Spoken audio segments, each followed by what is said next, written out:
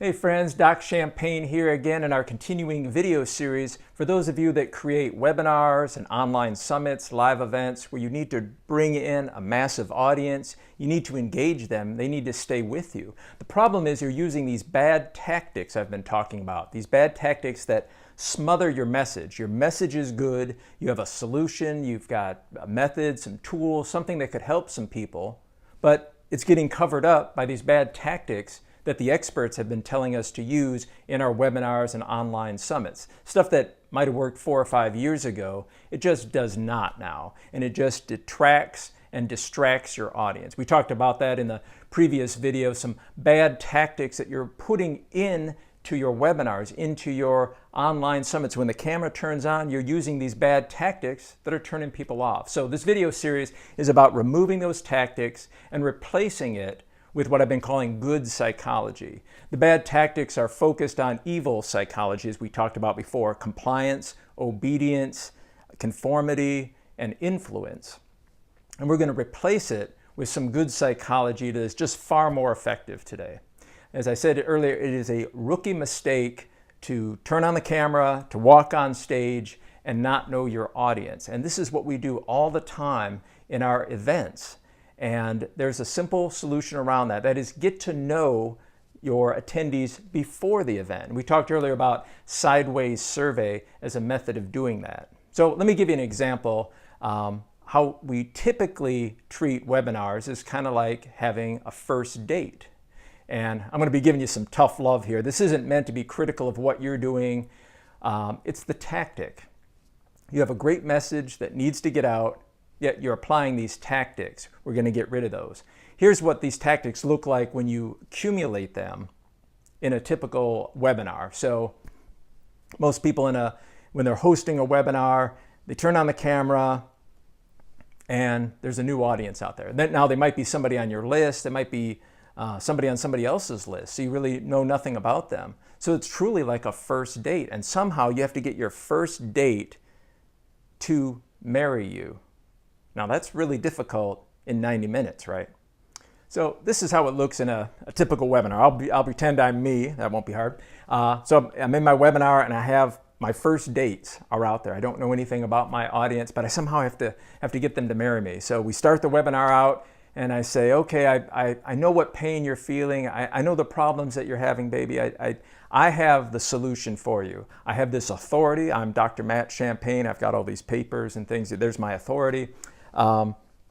And I know what I could offer you that's going to change your whole life. Will you marry me? Well, wait. Before you answer though, I've got 3 of my buddies here that will give testimonies about how great it would be to marry me. So tell them, guys. Okay, so they've given you their testimonials that you're making the right decision. So will you marry me? Oh, wait. Before you answer though, I got some bonuses built in. If you say yes to marrying me, I'll give you breakfast in bed, at least on Saturdays. I'll take out the trash every week. I won't complain, and I'll do all the worst chores around the house. Those are my bonuses if you say yes right now. So will you marry me? Oh, wait. Before you answer though, I want to let you know there's no risk to you at all, right? Because you have 30 days to change your mind. You could say yes right now, say yes, you'll marry me, and then in 30 days, you can say no. And say, I'm taking on all the risk. And you just have to say yes right now. And then for any reason or no reason at all, you can say no. So will you marry me? So sounds a little desperate, right? And it's a difficult thing to do.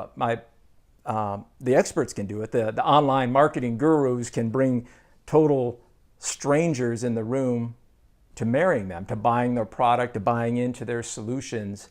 But most of us don't have that kind of aura. I certainly don't. So what I'm looking for is a shortcut. And my shortcut is, don't make that your first date. Make it your 3rd date or your 4th date. And you do this by asking questions of your attendees before the event. Before they show up, you already know something about them. We talked earlier about sideways survey as a tool for learning about your audience. And it goes like this. The people register for your event, your summit, your webinar, your live event. You ask them a couple of questions. Not everybody will respond, But here's the key thing you do. When they do respond, you close the loop. You go back to them and say, hey, I heard what you had to say. This is really interesting. Here's the 5 most interesting things I heard. And 34% of you said this. I did not expect that at all. Isn't that interesting? And the reaction from your people who have registered is, wow, what is this? Somebody responded when I filled out a survey? That never happens.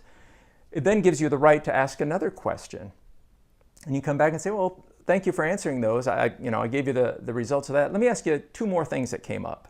What about this and that? And these are very strategic questions. So they're done in a particular order. Your attendees will answer them. Again, you close the loop. Oh, I heard what you had to say. Here are the 10 most relevant parts of the webinar that you each said, or here's the 5 most impactful things that most of you want to see on this webinar. You're closing the loop. You're showing them that their voice was heard, that what they said made a difference, that show how they compare to others. And you continue this, what I call the survey conversation, right on up to the webinar. So when you open your doors, people walk through. You don't have to hammer them about reminders. You don't have to do all these bad tactics we've been talking about getting people to force to watch you and focus on you. They're there. They want to be there. So that's the key of making these not your first dates out there, but maybe your 4th dates. You're a little further down the path. It just takes a lot of the pressure off while you're doing your webinar. We'll finish up with one more tactic. I've been talking about doing bad tactics, and here's a real doozy, one that you see most everybody use. It was a great tactic in its day. It's called the interactive poll. Stop doing this. Again, I'm not being critical of you. It's that tactic, that is so old. I did my first webinar in 2002, and we used WebEx at the time. I don't even think we called them webinars back then, but they didn't even have the interactive poll. Soon after that, GoToWebinar came out, and they had interactive polls, and they were very clever to use. But that was years ago.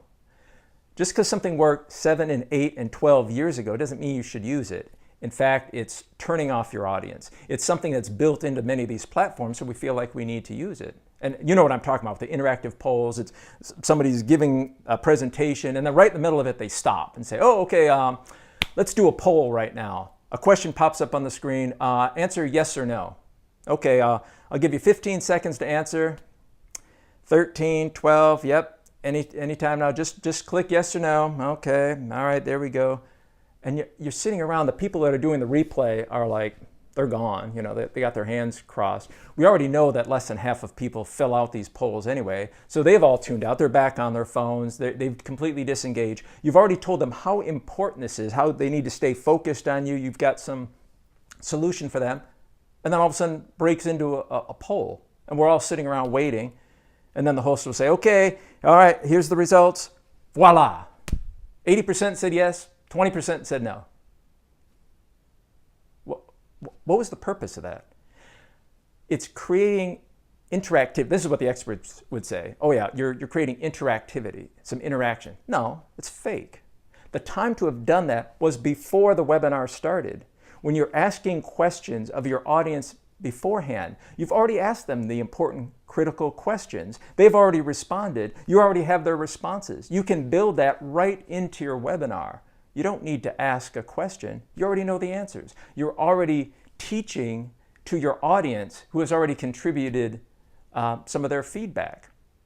So instead of doing an interactive poll, you can just say throughout the talk, hey, I asked you ahead of time what stage your business was at. And 13% of you just starting a business, 15% have multiple streams of income. And so I'm going to be teaching across a wide variety of audiences. And so you're explaining to them who they are, where they compare to each other, and why you're teaching the way you're doing, why you're giving the information that you are. That's so much more effective and powerful than just stopping a webinar dead and asking a poll question. Some people just do it, just ask a poll question. It's just a bad tactic. Don't do that anymore. That was fun 4 or 5 years ago. It's just not effective now. People are far too savvy for that. When you ask people ahead of time, when you use a tool like Sideways Survey and you've gathered feedback from your audience, you've replied to it, you're developing this rapport, this relationship with them. It takes so much pressure off you. There's no surprises. When you do an interactive poll, I mean, that's kind of hit or miss, right? Are people going to fill it out? And, when I see an interactive poll and it says 80% said yes, 20% said no, my first thought is, well, there are only 5 people in the room. 4 said yes and 1 said no. There's no surprises. People are going to put in the chat boxes, in the Q&A box. You've already asked the important questions. You've already been having a discussion, a conversation with your people, so that when the webinar opens up, they show up in huge numbers. They stay engaged, and you've customized this experience to them. Why wouldn't they stick around? So use the good psychology. The tactics that the experts tell us to use are either ancient, tired, old stuff that doesn't work anymore, or it's based on what I was calling evil psychology: compliance, conformity, obedience, and influence. You want to remove the tactics, use some of the good psychology that's demonstrated in a technique like sideways survey, and it will let your message shine through.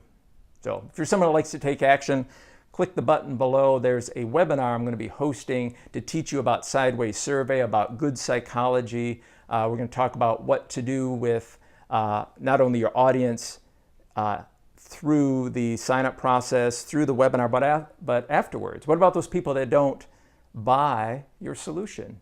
You think it was going to be something for them, they didn't buy. How do you keep them engaged over weeks and months? Well, the hint is the same process.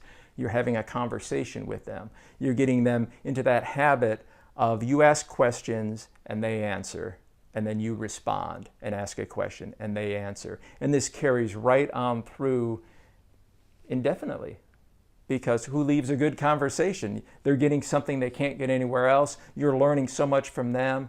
You're just keeping them in your orbit.